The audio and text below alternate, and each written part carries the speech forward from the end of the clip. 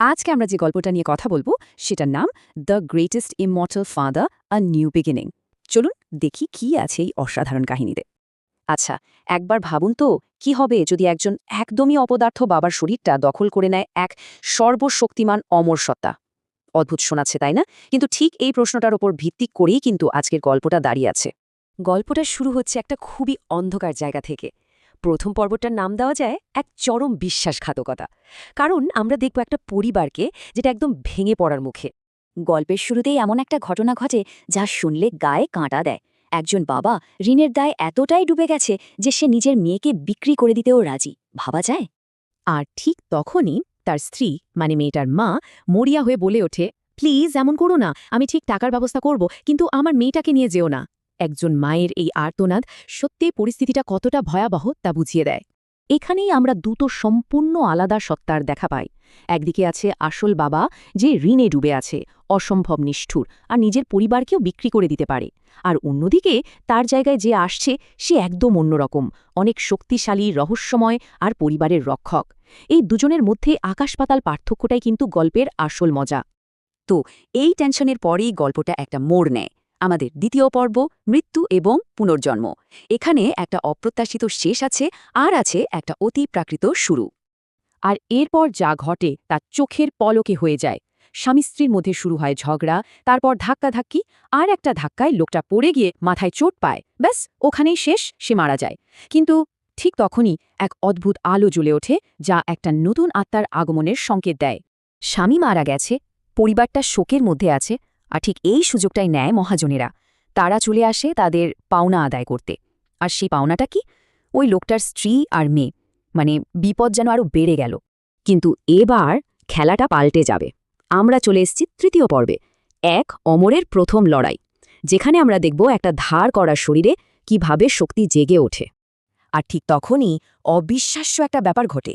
ওই যে মৃত বাবার শরীরটা পড়েছিল সেটা হঠাৎ করে উঠে দাঁড়ায়। কিভাবে?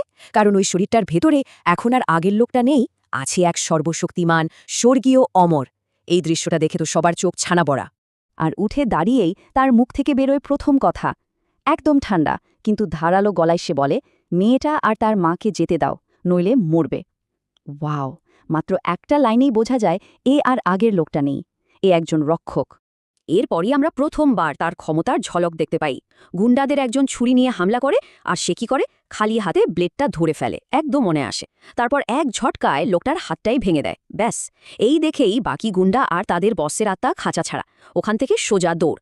ভাবুন, মাত্র একটা ফাইট। ওই এক ফাইটেই সবাই বুঝে গেল যে এখানে একজন নতুন রক্ষাকর্তা এসে গেছে, খেলার নিয়মকানুন সব পাল্টে গেল। তো গুন্ডারা তো পালালো, কিন্তু গল্প এখানেই শেষ না। এবার আমরা ঢুকছি চতুর্থ পর্বে, যার নাম এক রহস্যময় নিরাময়। আর এখানেই স্ত্রী বুঝতে পারে এই লোকটা আমার স্বামী নয়। কিন্তু একটা সমস্যা আছে। ওই যে অমর সত্তা, তার শক্তি তো বিশাল, আর শরীরটা হলো একটা সাধারণ মানুষের। তো এত শক্তি এই দুর্বল শরীরটা নিতে পারছে না, উল্টো তার নিজের শক্তি শরীরটাকে ভেতর থেকে শেষ করে দিচ্ছে। তাহলে সে নিজেকে সারাবে কি করে? এখানে গল্পে একটা ইন্টারেস্টিং কনসেপ্ট আসে, যার নাম ডুও কাল্টিভেশন। এটা হলো একটা স্বর্গীয় টেকনিক, যেখানে একজনের সাথে আরেকজনের ঘনিষ্ঠ শারীরিক সংস্পর্শের মাধ্যমে জীবনী শক্তি শেয়ার করে শক্তি ফেরানো যায়। আর এই হিলিং প্রসেসের সময়ে স্ত্রী একটা ধাক্কা খায়। সে বুঝতে পারে এই ব্যবহার, এই কোমলতা তার স্বামীর মধ্যে কখনোই ছিল না। সে সরাসরি প্রশ্ন করে, এটা হতেই পারে না, তুমি কে? ব্যাস, সে ধরে ফেলেছে যে এই লোকটা অন্য কেউ। এরপর আর লুকানোর জায়গা থাকে না। অমর সত্তাটা তখন পুরো সত্যিটা খুলে বলে। সে জানায় তার আসল স্বামী ছিল একটা পিশাচ, আর সে নিজে একজন স্বর্গীয় সত্তা। স্বামীর মৃত্যুর পর তার আত্মা এই খালি শরীরটায় আশ্রয় নিয়েছে। তো সব সত্যি সামনে চলে এসেছে, কিন্তু আসল বিপদ তো এখনও বাকি। এবার গল্পের শেষ পর্ব, আসল ভিলেনের অপেক্ষা, কারণ সামনে আসছে আরও বড় এক হুমকি। এইদিকে ওই যে গুন্ডারা পালিয়েছিল, তারা তো সোজা গিয়ে হাজির হয়েছে তাদের বসের কাছে। আর এই বস কোনো ছোটখাটো গুন্ডা না, সে হলো এই শহরের ক্রাইম ওয়ার্ল্ডের কিং, একজন ভয়ঙ্কর পাষণ্ড লোক। লোকটা কতটা খারাপ তা তার একটা কথাতেই পরিষ্কার হয়ে যায়। সে আরেকজন দেনাদারকে টর্চার করতে করতে বলছিল, আমি ওকে কথা দিয়েছিলাম ওর পরিবারকে ফিরিয়ে দেব, কিন্তু আমি তো মিথ্যে বলেছি, আমি তো ওর বউ আর মেয়েকে ব্ল্যাক মার্কেটে বেচে দিয়েছি। ভাবা যায় কতটা নিষ্ঠুর হতে পারে একজন। তো নিজের লোকদের এই ব্যর্থতা দেখে বস তো রেগে আগুন। এখন সে নিজেই টার্গেট করেছে আমাদের এই অমর সত্তা আর তার নতুন পরিবারকে। আসল খেলাটা এবার শুরু হবে। তাহলে চলুন একবার দেখে নিই পরিস্থিতিটা এখন ঠিক কোথায় দাঁড়িয়ে। ১. পরিবারটা আপাতত সেফ।